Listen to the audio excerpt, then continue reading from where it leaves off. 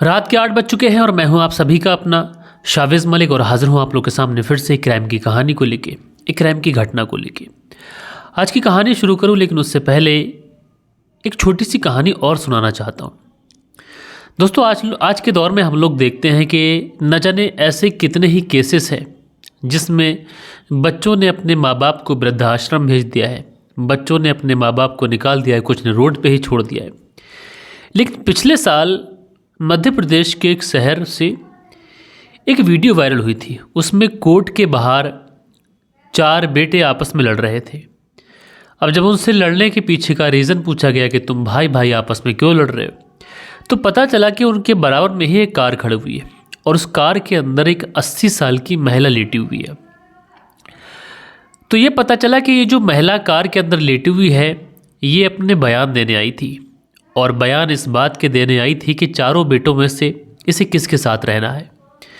दरअसल ये जो महिला थी ये अपने 4 बेटों में सबसे छोटे वाले बेटे के साथ में पिछले 20 साल से रह रही थी।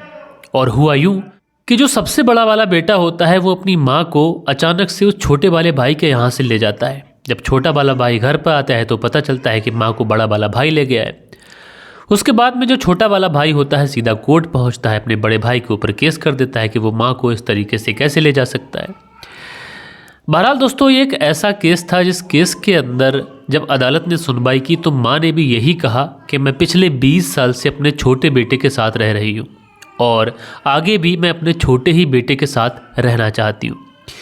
जहाँ आज के दौर में इस तरीके के केसेस मिलते हैं कि बच्चे अपने माँ बाप को निकाल देते हैं, लेकिन ये एक अनोखा ऐसा केस था जिसमें माँ को रखने के लिए जो बच्चे थे वो बच्चे आपस में लड़ झगड़ रहे थे। और दोस्तों अब चलते हैं आज की कहानी के ऊपर। और आज की कहानी अपने आप में एक ऐसी कहानी है कि जिस कहानी को आप लोग सुनेंगे तो वाकई आप लोग सोचेंगे कि आज के ज़माने में इंसानियत आखिर कहाँ जाकर मर गई है। तो पूरी कहानी सिलसिलेवार तरीके से आप लोग को सुनाऊंगा, बस आप लोग इस वीडियो में अंत तक बने रहिएगा। आज की कहानी की बात करें तो आज की कहानी की शुरुआत होती है मध्य प्रदेश से, और इसी मध्य प्रदेश के अंदर एक ज़िला लगता है सागर ज़िला, और इसी सागर ज़िले के अंतर्गत एक थाना पड़ता है। इस थाने का नाम है अगसौत थाना, और इसी अगसौत थाने के अंतर्गत एक गांव आता है कठाई गांव। और मैं बात कर रहा हूं 27 अप्रैल साल 2023 की। 27 अप्रैल साल 2023 को इस गांव के अंदर कुछ लोगों को सुबह सुबह एक डेड बॉडी पड़ी हुई दिखाई पड़ती है। वो डेड बॉडी ऐसी थी कि जैसे मानो इस व्यक्ति को मारने से पहले इसके साथ में बहुत ज़्यादा हाथापाई की गई है। बाद में इस व्यक्ति के सर को, इसके हाथ पैरों को, चेहरे को किसी भारे भरकम चीज़ से या फिर ईंट पत्थर से बहुत ही बेरहमी से कुचल दिया गया है। लिहाजा ये जो सूचना थी तुरंत पुलिस को दी जाती है, और पुलिस को जैसे ही ये इत्तला मिलती है पुलिस भी आनन फानन में अपनी गाड़ी उठाकर उस जगह पर पहुँचती है जिस जगह के बारे में पुलिस को सूचना दी गई थी। पुलिस उस जगह को बहुत ही बारीकी से चेक करती है, पूरी जो क्राइम सीन था उसको सील करती है, और उसके बाद में ये डेड बॉडी को बहुत ही बारीकी से ये देखने की कोशिश की जाती है कि आखिर कातिल ने यहाँ पर कुछ छोड़ा है या फिर नहीं छोड़ा है। तो महज सबूत के नाम पर यहाँ पर बस एक आइडेंटिटी कार्ड मिलता है। अब ये जो कार्ड मिलता है इस कार्ड को पुलिस अपने पास रखती है, साथ के साथ वो जो डेड बॉडी थी उस डेड बॉडी को अपनी कस्टडी में लेती है। और इसी बीच में पुलिस को सूचना मिलती है कि इस डेड बॉडी से तकरीबन 100 किलोमीटर पीछे कुछ और अन्य चीज़ें मिलती हैं, जिसमें 2 जोड़ी चप्पल, 2 जोड़ी जूते, कुछ पॉलीथीन, कुछ और अन्य कागजात, यानी इस तरीके की ये चीज़ें मिलती हैं। अब पुलिस इस मामले में बड़ा बेचैन थी। सबसे पहली बात तो ये कि मरने वाला व्यक्ति यहाँ मिला है और 100 मीटर दूर जाकर इस तरीके की चीज़ें मिलना, यानी कातिल ने या तो पुलिस को गुमराह करने के लिए सब कुछ किया है, क्योंकि ये सारी चीज़ें तो इस जिसका कत्ल हुआ है, जिसका मर्डर हुआ है, इस मरने वाले व्यक्ति की तो हो नहीं सकती। लिहाजा जो पुलिस थी सबसे पहले डेड बॉडी को अपनी कस्टडी में लेती है। डेड बॉडी को कस्टडी में लेने के बाद में सीधा इस डेड बॉडी को पोस्टमार्टम के लिए भेजती है। और इधर पुलिस सबसे पहले जो कार्ड पुलिस को मिला था इस कार्ड को खोल कर देखती है, और जैसे ही इस कार्ड को खोल कर देखती है तो पता चलता है कि ये जो कार्ड है ये राम किशोर नाम के एक व्यक्ति का है जो कि वीना का रहने वाला है। लेकिन ये यहीं पर एक कॉलेज पढ़ता है, पीजी कॉलेज, यहीं पर लैब टेक्नीशियन था। अब जब इस तरीके की चीज़ें पुलिस को पता चलती हैं तो पुलिस तुरंत रामकिशोर के घर वालों को बीना में कांटेक्ट करती है। कांटेक्ट करने के बाद में बताती है कि इस तरीके से तुम्हारे घर का जो व्यक्ति है रामकिशोर उसकी हत्या कर दी गई है, उसका कत्ल हो चुका है, उसकी डेड बॉडी इस तरीके से इस जगह पर मिली है। लेकिन पुलिस वालों के सामने फिर वही सवाल था, वही सारी चीज़ें थीं कि आखिर इस रामकिशोर की हत्या किसने की, क्यों की, कत्ल के पीछे क्या मोटिव था। यही सारी चीज़ें जानना पुलिस के लिए बेहद ही ज़रूरी था। लेकिन पुलिस वालों से कातिल और कत्ल का मोटिव, ये दोनों ही चीज़ें बेहद ही दूर थे। उसके बाद में रामकिशोर वशिष्ठ जिनकी हत्या की गई थी, इनके घर वालों को बुलाया जाता है। बुलाने के बाद में इनसे पूछताछ की जाती है कि तुम्हारा किसी के ऊपर कोई शक है, या फिर इनका किसी से कोई झगड़ा हुआ हो, या फिर किसी से इनके ऐसे हों जिससे संबंध खराब है, या फिर कोई ऐसा हाल फिलहाल में किसी से कोई लड़ाई झगड़ा हुआ हो। लेकिन जो रामकिशोर वशिष्ठ के घर वाले होते हैं, पहली बात तो ये, जब वो इस तरीके की खबर सुनते हैं तो उनका तो रो रो कर बुरा हाल होता है। अब पुलिस वाले रामकिशोर वशिष्ठ के घर वालों को बहुत ज़्यादा समझाते भी हैं, उनको ढांढस बताते हुए कहते हैं कि देखो, जो होना था वो तो हो गया है, लेकिन जो कातिल है ये पुलिस की गिरफ्त से बाहर नहीं जाना चाहिए, और उसके लिए हमें तुम्हारी मदद की भी ज़रूरत है। लेकिन जो घर वाले होते हैं वो पुलिस वालों से सिर्फ इतनी ही बात कहते हैं कि साहब, रामकिशोर वशिष्ठ जो थे वो इसी पीजी कॉलेज में लैब टेक्नीशियन थे, और पूरा दिन इसी लैब में बैठा रहा करते थे, अपना कामकाज किया करते थे, शाम को घर आ जाया करते थे। सीधे साधे व्यक्ति थे, ना किसी से लड़ाई, ना किसी से झगड़ा, ना लेना ना देना। लिहाजा किसने उनकी हत्या कर दी, इस बारे में साहब हमें कुछ भी नहीं मालूम। अब पुलिस वाले घर वालों की ये बातें सुनते हैं तो पुलिस वालों की जो परेशानी थी, पुलिस वाले जिस तरीके से इस केस को सुलझा रहे थे, ये थोड़ी और बढ़ जाती है। पुलिस वाले बार बार घर वालों से यही पूछते हैं। उसके बाद में घर वाले कहते हैं कि साहब, कत्ल हुआ है और कौन कातिल है ये सारी चीज़ें पता लगाना अब आपका काम है। हमें जितनी चीज़ें पता थी हमने आपको बता दी, इससे ज़्यादा हमें और कुछ नहीं पता। अब ये जो केस था काफ़ी ज़्यादा हाई प्रोफाइल भी होता है। जो वहाँ के एसपी होते हैं अभिषेक तिवारी जी, उन तक भी ये मामला पहुँचता है कि उनके इलाके में इस तरीके से एक कत्ल हुआ है। उस कत्ल की जब फाइल उनके पास पहुंचती है, जब वो सारी चीज़ें पढ़ते हैं, बहुत ही बारीकी से चेक करते हैं, तो एक दो तीन चीज़ें बहुत क्लियरली वो वहाँ की लोकल पुलिस को बता देते हैं कि जो रामकिशोर वशिष्ठ थे, जिस तरीके से उनका कत्ल किया गया है, जिस तरीके से उनके चेहरे को कुचला गया है, उनको यातनाएं दी गई हैं, ये बस यह जब ही हो सकता है कि जब किसी की बहुत बड़ी दुश्मनी हो, बहुत बड़ी रंजिश हो। क्योंकि कत्ल करने वाले का मोटिव सिर्फ कत्ल करना नहीं था, बल्कि उसका मोटिव शायद बदला लेना भी था। दूसरी चीज़ ये कि डेड बॉडी के हाथ और पांव बंधे हुए थे, यानी पहले रामकिशोर वशिष्ठ को बहला फुसला कर यहाँ पर लाया गया, उसके बाद इनके हाथ पैर बांधे गए हैं और उसके बाद इनकी हत्या की गई है। अब इस तरीके से एसपी अभिषेक तिवारी का कहना था कि ये जब ही हो सकता है कि जब किसी से कोई रंजिश हो या फिर किसी से कोई बड़ी दुश्मनी। लेकिन जो एक तरफ घर वाले थे वो यही कह रहे थे कि ना हमारी किसी से कोई रंजिश, ना फिर किसी से कोई दुश्मनी है। अब उसके बाद में पुलिस वाले सोचते हैं कि घर वालों की तरफ से भी कोई हेल्प मिल नहीं रही है, जो केस है इसको सुलझाना भी बहुत ज़्यादा ज़रूरी है। लिहाजा पुलिस वाले सोचते हैं कि रामकिशोर वशिष्ठ, ये जिस पीजी कॉलेज के अंदर लैब टेक्नीशियन थे, क्यों ना इस पीजी कॉलेज में जाना चाहिए और यहाँ जहाँ पे जाने के बाद में पूछताछ करनी चाहिए, क्योंकि कुछ ऐसी चीज़ें हैं जो कॉलेज से पुलिस को पता चल सकती है। लिहाजा पुलिस जब कॉलेज तक पहुँचती है और कॉलेज में पहुँचने के बाद में कुछ चीज़ें जब जानती है, तो कॉलेज तक पहुंचते पहुंचते ही पुलिस को ये लग जाता है कि ये जो मामला है बहुत जल्द ही खुल सकता है। उसके बाद में पुलिस वाले सोचते हैं कि क्यों ना कॉलेज में पूछताछ की जाए कि रामकिशोर वशिष्ठ की किसी से कोई लड़ाई झगड़ा, कोई रंजिश वगैरह हो या फिर नहीं हो, क्योंकि कॉलेज भी एक परिवार की तरह होता है, एक घर की तरह होता है। जैसे घर में अगर किसी से रंजिश हो जाती है तो हो सकता है कि कॉलेज के अंदर भी किसी से रंजिश वगैरह हो गई हो। लिहाजा पुलिस वाले जब वहाँ पर पूछताछ करते हैं तो वहाँ से भी यही चीज़ें पता चलती हैं कि जो रामकिशोर वशिष्ठ थे उनका किसी से भी कोई झगड़ा नहीं था, ना किसी से कोई रंजिश थी। बस ये अपना दिन भर कमरे में बैठे रहते, रूम में जो काम करते थे वो काम करते, शाम को छुट्टी होती, उसके बाद अपने घर चले जाते, सुबह फिर ड्यूटी पे आ जाते। इसी तरीके से जो उनकी ज़िंदगी का रूटीन था वो चल रहा था। लिहाजा उसके बाद में पुलिस वाले सोचते हैं कि क्यों ना अंदर तक इस मामले में जाना चाहिए और हो सकता है कि कुछ आसपास के जो दोस्त लोग हों वो बता सकें। फिर जो रामकिशोर वशिष्ठ के जो करीबी लोग थे उन करीबी लोगों से पूछताछ की जाती है, तो करीबी लोग बताते हैं कि रामकिशोर वशिष्ठ की किसी से कोई दुश्मनी तो नहीं थी, लेकिन 26 तारीख यानी 26 अप्रैल साल 2023 जिस दिन कत्ल हुआ है उससे ठीक एक दिन पहले रामकिशोर वशिष्ठ के पास में कोई व्यक्ति आया था और रामकिशोर वशिष्ठ उसके साथ में बाइक पर गए भी थे और 27 तारीख को वो ड्यूटी भी नहीं आए।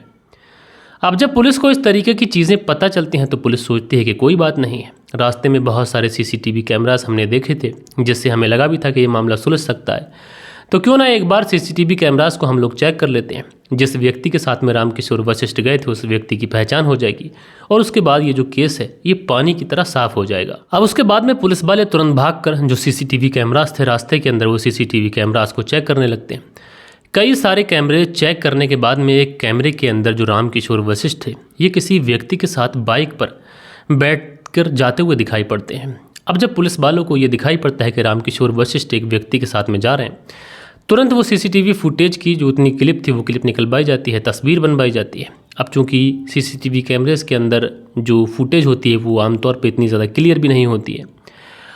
अब जो व्यक्ति गाड़ी चला रहा था जिसके साथ रामकिशोर वशिष्ठ बैठे थे, उस व्यक्ति की पहचान हो, कोई पहचाने तो बात आगे बढ़े। लिहाजा पुलिस वाले अब रामकिशोर वशिष्ठ के घर वालों को भी दिखाते हैं, अन्य लोगों को भी दिखाते हैं। चूँकि तस्वीर क्लियर नहीं थी इसलिए कोई पहचान भी नहीं पाता है। लेकिन पुलिस वाले जब अलग अलग लोगों को ये तस्वीर दिखाकर पूछताछ करते हैं तो एक व्यक्ति ऐसा होता है जो पुलिस से कहता है कि साहब ये व्यक्ति भले ही शक्ल से मुझे ना पहचानने में आता हो, लेकिन इसकी कद काठी से मुझे ऐसा लग रहा है कि ये व्यक्ति राम जो किशोर वशिष्ठ थे उनका जो पुराना किराएदार था उससे मिलता जुलता है। अब पुलिस वाले पूछते हैं कि ये पुराना किराएदार कौन था, क्या नाम था, तो पता चलता है कि इसका नाम संतोष था और अब ये दूसरी जगह किराए पर रहता है। लिहाजा पुलिस वाले अब इस संतोष की जो दूसरी जगह किराए पर रह रहा था उसकी तलाश में निकलते हैं और जैसे ही उसके घर पहुंचते हैं तो पता चलता है कि जो संतोष है ये अपने बीवी बच्चों के साथ में 26 तारीख से ही लापता है। अब जैसे ही पुलिस वाले ये बात सुनते हैं पुलिस का माथा ठनकता है और पुलिस को ये लगता है कि हो ना हो रामकिशोर वशिष्ठ के हत्या में इस संतोष का ज़रूर से ज़रूर कोई ना कोई हाथ है और इसकी इन्वॉल्वमेंट ज़रूर है। क्योंकि पुलिस वाले जब किराएदार के मकान पर पहुंचे थे, किराएदार नहीं था, इसलिए पुलिस तो समझ चुकी थी। लेकिन अब रामकिशोर वशिष्ठ के इस कातिल जो सिर्फ अभी अंदाजे में था, संतोष, इसका पता लगाया जाए तो कैसे लगाया जाए, क्योंकि पुलिस के पास में न इसका कोई नंबर है, न कोई ऐसा व्यक्ति है जो संतोष को जानता हो। अब 26 तारीख को रामकिशोर वशिष्ठ के साथ में बाइक पर निकलना और उसी से एक दिन पहले रूम छोड़ देना किराए का, ये सारी चीज़ें इस तरफ इशारा कर रही थी कि रामकिशोर वशिष्ठ के कत्ल में संतोष का कोई ना कोई लेना देना ज़रूर है। लिहाजा पुलिस वाले ये सोचते हैं कि अगर रामकिशोर वशिष्ठ इस संतोष की बाइक पर बैठे थे तो हो ना हो कि रामकिशोर वशिष्ठ से संतोष की बात हुई हो। तो जिस समय सीसीटीवी फुटेज में दिखाई पड़ रहे थे रामकिशोर वशिष्ठ संतोष के साथ में, उससे कुछ समय पहले के जो रामकिशोर वशिष्ठ थे उनके कॉल डिटेल निकाले जाते हैं। अब जितने भी फ़ोन आए थे सारे ही नंबर को खंगाला जाता है तो उसमें एक नंबर ऐसा होता है जो ट्रू कॉलर पर संतोष लोधी के नाम से रजिस्टर्ड होता है। अब जब संतोष लोधी का नाम सामने आता है ट्रू कॉलर के ऊपर तो पुलिस वाले सोचते हैं कि हो ना हो ये संतोष लोधी वही संतोष है जिसकी हम लोग तलाश कर रहे हैं। अब नंबर मिल चुका था, नंबर की तलाश की जाती है, इसकी आईडी वगैरह खंगाली जाती है, कहाँ का ये नंबर है, क्या है, इसकी लोकेशन वगैरह ट्रैक की जाती है। तो पता चलता है कि ये जो नंबर है ये संतोष लोधी के नाम पर है और ये उत्तर प्रदेश के मथुरा में लोकेटेड है। अब इस तरीके की चीज़ें जब पुलिस को पता चलती हैं तो पुलिस बड़ा हैरान होती है कि मामला मध्य प्रदेश के सागर ज़िले का है और जो मोबाइल नंबर है वो पता चल रहा है कि वो उत्तर प्रदेश के मथुरा का है। लिहाजा पुलिस वालों की जो एक टीम होती है तुरंत उत्तर प्रदेश के मथुरा पहुंच जाती है। अब जो पुलिस की टीम मध्य प्रदेश के सागर ज़िले से उत्तर प्रदेश के मथुरा में आई थी वो इधर घूमती है। काफ़ी मेहनत, काफ़ी मशक्क़त के बाद में ये जो व्यक्ति होता है जिसका नाम संतोष होता है ये पुलिस के हत्थे चढ़ जाता है। उसके बाद में पुलिस की जो टीम होती है संतोष, इसकी पत्नी, इसके बच्चों को उठाती है और उसके बाद में मध्य प्रदेश के सागर ज़िले में जो थाना है अगसौत थाना, इस अगसौत थाने में लेके जाती है और इसे फ्रंट सीट पर बैठाती है। बैठाने के बाद में इससे पूछताछ करती है। अब शुरुआत में तो ये पति पत्नी पुलिस को घुमाने की भरपूर कोशिश करते हैं, लेकिन पुलिस तरह तरीके से जब इनके ऊपर अपना जाल फेंकती है तो उसके बाद में ये पुलिस के सामने टूट जाते हैं और टूटने के बाद में जो कहानी बताते हैं उस कहानी के हिसाब से जो संतोष था ये उत्तर प्रदेश के मथुरा का रहने वाला था। अब मथुरा में इसको कुछ काम ठीक ठाक मिला नहीं तो इसलिए ये काम की तलाश में मध्य प्रदेश पहुंच गया। मध्य प्रदेश पहुंचा, मध्य प्रदेश के सागर ज़िले में पहुंचा, अगसौत थाने में पहुंचा, अगसौत के जो कठाई गांव है वहाँ कठाई गांव में पहुंचा और वहाँ पे पहुंचने के बाद में अपनी पत्नी, अपने बच्चों के साथ में ये किराए का कमरा देखने लगा। इत्तेफाक से जो किराए का कमरा था रामकिशोर वशिष्ठ के यहाँ इसकी मुलाकात हो जाती है। रामकिशोर वशिष्ठ जो थे वो इसे अपना किराए का कमरा देने लग जाते हैं। अब जो संतोष था दिन भर मेहनत मजदूरी किया करता था, लेकिन इसका काम ऐसा था कि संडे तक को इसकी छुट्टी नहीं होती थी। दूसरी तरफ जो रामकिशोर वशिष्ठ थे इनकी संडे को स्कूल बंद रहा करता था तो ये घर पे रहा करते थे। अब संतोष चूँकि संडे को भी ड्यूटी जाता था, अब जो किराए का कमरा दिया था वो रामकिशोर वशिष्ठ ने दिया था, इसलिए संडे को रामकिशोर वशिष्ठ ही अपने घर पर अकेले हुआ करते थे और जो संतोष की पत्नी थी वो घर पर अकेली हुआ करती थी। इसी तरीके से जो समय था वो गुजरता है, लेकिन एक दिन संतोष अपनी पत्नी से कह रहा होता है कि उसे काम आगे बढ़ाना है और काम आगे बढ़ाने के लिए उसे कुछ पैसों की ज़रूरत है। अगर कहीं से पैसों का इंतज़ाम हो जाता, भगवान हमारी सुन लेता, तो हमारा काम अच्छा खासा चलने लग जाता। लेकिन दोस्तों ये सारी बातें जो थी वो रामकिशोर बस्ट इत्तेफाक से सुन रहे थे। अब इसी चीज़ों को जब वो सुनते हैं कि संतोष को पैसे की ज़रूरत है, तो इसके बाद में इनके दिमाग में एक शैतानी आइडिया आता है। जब अगले दिन संतोष अपने काम पर चला जाता है तो उसके बाद में रामकिशोर वशिष्ठ जो थे वो दबे पांव संतोष की पत्नी के कमरे में जाते हैं और कमरे में जाने के बाद में कहते हैं कि तुम्हें कुछ पैसों की ज़रूरत है, अगर ऐतराज़ ना हो तो ये पैसे मैं तुम्हें दे दूँ। अब जैसे ही ये बात संतोष की पत्नी सुनती है, बड़ा अचरज में पड़ जाती है कि इतनी मोटी रकम आखिरकार मैं किसी से कैसे ले लूँ, लौटा पाई भी या नहीं लौटा पाई। तो उसके बाद में रामकिशोर वशिष्ठ जो होते हैं वो कहते हैं कि लौटाने के बहुत सारे तरीके हैं, अगर नहीं लौटा पाएँ तो क्या बात है, आप किसी और तरीके से लौटा सकते हो। जब ये बातें संतोष की पत्नी सुनती है तो उसे भी समझने में देर नहीं लगती है कि रामकिशोर वशिष्ठ आखिर चाहता क्या है। उसके बाद में इन दोनों के बीच में अवैध रिश्ते इस्टेब्लिश हो जाते हैं, अवैध रिश्ते बन जाते हैं, और उसके बाद जब ये अवैध रिश्ते बनते हैं तो फिर कभी रुकने का नाम नहीं लेते। अब संतोष की पत्नी रामकिशोर वशिष्ठ ये दोनों अनैतिक संबंधों में आ चुके थे। उसके बाद में संतोष की पत्नी संतोष से कहती है कि जो हमारे मकान मालिक हैं वो हमें ये पैसे देने के लिए तैयार हैं। अब संतोष उस समय तो मकान मालिक से पैसे ले लेता है, लेकिन थोड़े ही समय के बाद में संतोष के दिमाग में अजीब तरीके की चीज़ें चलती हैं और वो सोचने लगता है कि आखिर हमारा मकान मालिक इतनी बड़ी रकम हमें देने के लिए तैयार क्यों हुआ, जबकि हम उसको बदले में ये पैसा न जाने कब लौटाएं, इसकी हमने डेट तक मुकर्रर नहीं की है। लिहाजा कहीं ना कहीं संतोष के मन में डाउट भी होने लगता है। उसको ऐसा तो लगता है कि कहीं ऐसा तो नहीं कि उसकी पत्नी और मकान मालिक के बीच में कुछ जो रिलेशनशिप हैं वगैरह वगैरह ये होती हैं।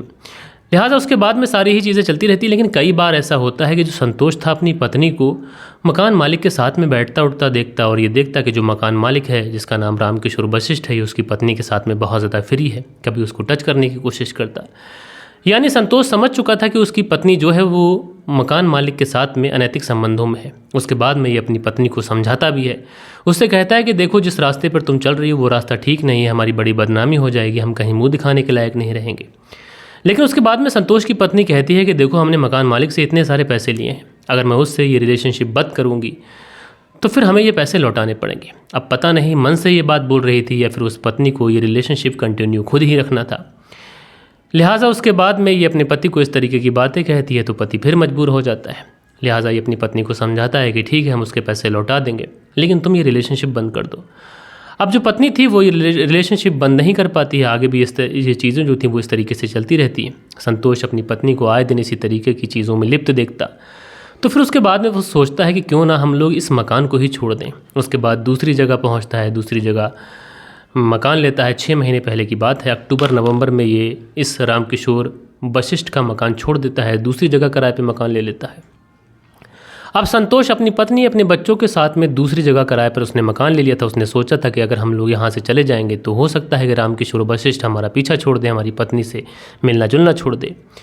लेकिन इधर जो रामकिशोर वशिष्ठ था उसने पैसे सिर्फ इसीलिए दिए थे ताकि वो संतोष की पत्नी से अनैतिक संबंध बना सके।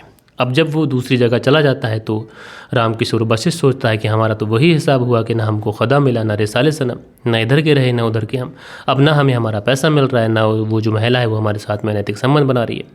लिहाजा रामकिशोर वशिष्ठ अब किसी तरीके से संतोष की पत्नी से कांटेक्ट करता है और कांटेक्ट करने के बाद में कहता है कि देखो मैंने तुम्हें इतने सारे पैसे दिए हैं और अगर तुम मेरे साथ में रिलेशनशिप रखती हो तब तो ठीक है, अन्यथा तुम्हें मेरे पैसे लौटाने पड़ेंगे। अब जो संतोष की पत्नी होती है ना चाहते हुए भी फिर से ये अपनी जो रिलेशनशिप थी, जो अवैध संबंधों वाली कहानी थी, ये फिर से चालू करती है। फिर से रामकिशोर वशिष्ठ थे, उसकी मुलाकात, फिर से मिलना जुलना, अनैतिक संबंध, ये सारी चीज़ें चलती रहती हैं। लेकिन दोस्तों कहा जाता है कि चीज़ें ज़्यादा देर तक छुप नहीं सकती। उसके बाद में एक दिन फिर से संतोष को पता चल जाता है। अब संतोष को पता चलता है, वो अपनी पत्नी को फिर से ज़्यादा डांटता है, डपटता है और कहता है कि देखो तुम बाज नहीं आ रही हो, अन्यथा तुम्हारे साथ में बुरा हो जाएगा, मैं तुम्हारे घर वालों से बात करूँगा। तो उस समय संतोष की पत्नी कहती है कि अगर तुम इस रिलेशनशिप को बंद करना चाहते हो तो क्यों ना उस मकान मालिक के पैसे लौटा दो, उसके पैसे मिल जाएंगे, वो मुझसे लेना देना छोड़ देगा। अब उसके बाद में जो संतोष होता है ये सोचता है कि पैसे तो मेरे पास है नहीं, अब इस मकान मालिक से पीछा भी छुटाना है, तो क्यों ना इस मकान मालिक को इस दुनिया से हमेशा हमेशा के लिए विदा कर दिया जाए। उसके बाद में प्लानिंग बनती है। प्लानिंग के तहत संतोष, उसकी पत्नी और एक और व्यक्ति जिसका नाम होता है उदयबान लोधी, ये मिलता है। ये तीनों लोग मिलकर एक प्लानिंग करते हैं और प्लानिंग के तहत इसी 26 अप्रैल साल 2023 को, जिस दिन CCTV कैमरेज में जो संतोष के साथ में जो रामकिशोर वशिष्ठ थे बैठे हुए दिखाई पड़ रहे थे, इसी दिन संतोष की पत्नी संतोष के मोबाइल से रामकिशोर वशिष्ठ को कॉल करती है और कॉल करने के बाद में कहती है कि देखो, हमारी जो भी मुलाकातें हैं, हमारी जो भी चीज़ें हैं, हमारे पति को पता चल गई। उसने मुझे डांटा डपटा, तो मैंने उससे कहा कि देखो, ये चीज़ें मैं अपनी मर्ज़ी से नहीं कर रही हूँ, और अगर तुम चाहते हो कि मैं इस रामकिशोर वशिष्ठ से नहीं मिलूँ तो तुम उसके पैसे वापस कर दो। तो रामकिशोर वशिष्ठ उस पर पूछता है, तो फिर तुम्हारे पति ने क्या कहा? तो उसके बाद में संतोष की पत्नी कहती है कि मेरा पति तुम्हारे साथ में ये रिलेशनशिप कंटिन्यू करने के लिए तैयार है, क्योंकि उसके पास तुम्हें वापस करने को पैसे नहीं हैं। अब जैसे ही ये बातें रामकिशोर सुनता है, बहुत ज़्यादा खुश हो जाता है। वो सोचता है कि जो पति अब तक बाधा था, अब उसके सामने ही सारी चीज़ें कंटिन्यू होंगी। उसके बाद रामकिशोर से संतोष की पत्नी कहती है कि मैं तुमसे मिलना चाहती हूँ, कहाँ पर मिलना है? तो संतोष की पत्नी कहती है कि मैं अपने पति संतोष को भेज रही हूँ, वो तुम्हें पिक कर लेगा, उसी के साथ आ जाना, क्योंकि अब जो सारी चीज़ें होंगी वो उसी के सामने होंगी। लिहाजा रामकिशोर वशिष्ठ बहुत ज़्यादा खुश हो जाता है। उसके बाद में इसी 26 अप्रैल साल 2023 को संतोष पहुंचता है, रामकिशोर वशिष्ठ को पिक करता है। उसके बाद में ये घर लेके आता है। घर से पत्नी और संतोष और रामकिशोर वशिष्ठ ये तीनों जंगल के लिए निकलते हैं। उस जंगल में पहले से ही उदयबान लोधी मौजूद था। वहाँ पर पहुँचते हैं। वहाँ पर पहुँचने के बाद में इसके हाथ पैर बांधते हैं, इसकी मार पिटाई करते हैं। उसके बाद में इसके शव को ईंटों से पत्थरों से कुचला जाता है और उसके बाद में एक खेत में फेंक दिया जाता है। थोड़ी ही देर के बाद में रात का समय होता है। रात के समय ये जो संतोष था, उदयबान लोधी था, ये फिर लौट के आते हैं। तो देखते क्या है कि जहाँ पर इन्होंने डेड बॉडी फेंकी है उससे बराबर वाला जो खेत है वो किसी ने उसकी तराई कर दी है, यानी पानी भर दिया है, उसमें सींच दिया है एक तरीके से। अब ये लोग सोचते हैं कि अगर हम इस खेत में से घुस कर गए तो हमारे पाँव के निशान मिल जाएंगे, और पाँव के निशान मिलेंगे तो पकड़ा जा सकते हैं। लिहाजा ये अपने जूते, चप्पल, थैली, पन्नी जो भी थी वहीं पर छोड़ते हैं और नंगे पाँव उस डेड बॉडी के पास पहुंचते हैं, उस खेत में घुस के। अब उसके बाद में डेड बॉडी को ठिकाने लगाने के लिए कुछ काम करते कि इससे पहले ही इन्हें ट्रैक्टर दिखाई पड़ता है, जो ट्रैक्टर इसी साइड आ रहा था। उसके बाद में ये लोग उस डेड बॉडी को छोड़कर वहाँ से 9 तो 11 हो जाते हैं, और जो जूते इन्होंने छोड़े थे वही जूते डेड बॉडी से 100 मीटर दूर पर मिले थे। जब इस तरीके से पुलिस इस पूरे केस का खुलासा करती है तो बड़ी हैरानी लोग करते हैं। लोग सोचते हैं कि एक ब्लाइंड मर्डर हुआ था, कातिल जो था वो उत्तर प्रदेश के मथुरा में छुपा हुआ था और मध्य प्रदेश में कत्ल हुआ था, ब्लाइंड मर्डर था। लेकिन उसके बावजूद भी पुलिस ने खुलवा लिया। तो लोगों को कहा जाता है कि देखो, पुलिस अगर अपने पे आती है तो कातिल चाहे पाताल में भी छुप जाए, पुलिस उसको किसी ना किसी भी तरीके से पकड़ सकती है। मैंने आप लोगों को पहले ही बताया है कि बहुत सारे ऐसे केसेस होते हैं जो पुलिस 48 घंटों में सुलझा लेती है, लेकिन बहुत सारे ऐसे केसेस भी होते हैं जो पुलिस ने अपनी मेहनत से 48 साल में भी सुलझाए हैं। बहरहाल दोस्तों, ये थी कहानी, और आप लोग इस पूरी कहानी के बारे में क्या सोचते हैं? क्या रामकिशोर वशिष्ठ को उसके किए की सज़ा मिली? क्या संतोष को ये रास्ता चुनना चाहिए था? आप लोग कमेंट्स करके ज़रूर से ज़रूर बताइएगा। और अब हमेशा की तरह जो आप लोगों के कल के दिन कमेंट्स थे, वक्त होता है कि आप लोग के कमेंट्स पढ़ लिए जाएं। सो दोस्तों, सबसे पहले हमारे जो प्रिय मित्र हैं जिनका नाम है राणा सिंह, और ये हमें 20 यूरो के साथ में सुपर थैंक्स करते हैं, 20 पाउंड के साथ में, सॉरी। तो राणा सिंह जी, मैं आपका तहे दिल से जितना शुक्रिया अदा करूं उतना कम है, क्योंकि इस समय फाइनेंशियल जब मैं कमज़ोर हूं तो आप मेरी सपोर्ट कर रहे हैं। खैर, आपका शुक्रिया। उसके बाद में सतवीर हैं, लिखते हैं कहानी सुनकर मुझे बहुत अच्छा लगा। सतवीर मुजफ्फरनगर उत्तर प्रदेश से कहानी सुनते हैं, भैया आपका शुक्रिया। अब्दुल अली हैं, लिखते हैं सुपर थैंक्स। तो अब्दुल अली जी, सुपर थैंक्स के लिए मैंने दूसरा वाला बोला था, खैर आपका बहुत बहुत शुक्रिया। उसके बाद में राजकिशोर चौरसिया हैं, लिखते हैं राजकिशोर चौरसिया, महाबेशबर महाराष्ट्र से कहानी सुनी, बहुत अच्छी लगी, तो भैया आपका बहुत शुक्रिया। हारून अंसारी हैं, लिखते हैं अस्सलाम वालेकुम मलिक भाई, आपकी कहानी सुनाने का जो अंदाज़ है बहुत ही अच्छा लगता है। तो हारून अंसारी जी, वालेकुम सलाम, आपका बहुत शुक्रिया।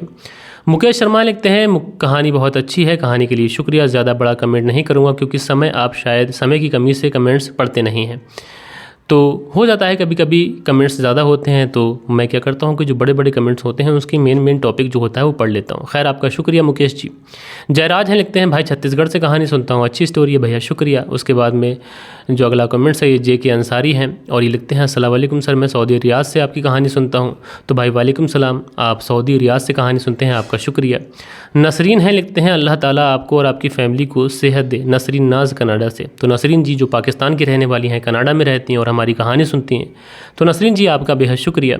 उसके बाद में अनिल कुमार हैं, लिखते हैं आपकी हर स्टोरी मुझे अच्छी लगती है। अनिल कुमार अमेरिका से सुनते हैं, तो अनिल कुमार जी आपका बहुत शुक्रिया। आगे कमेंट्स पढ़ो, लेकिन उससे पहले आप लोगों से कहना चाहूँगा कि यार अभी तक आप लोगों ने मुझे इंस्टाग्राम पे फॉलो नहीं किया है, तो अगर आप बातचीत करना चाहते हैं, चिट चैट करना चाहते हैं, तो इंस्टाग्राम पे फॉलो कर लीजिए। आगे सुरेंद्र शर्मा है, लिखते हैं नमस्ते मलिक भाई साहब, नाइस स्टोरी, सुरेंद्र कुमार श्री विजयनगर राजस्थान से। तो सुरेंद्र कुमार जी आपका बहुत शुक्रिया। उसके बाद में संजीव कुमार हैं जो 2 थम्सअप बनाते हैं, तो संजीव कुमार जी आपका शुक्रिया। आमिन गुज्जर हैं, लिखते हैं very nice and good story sir.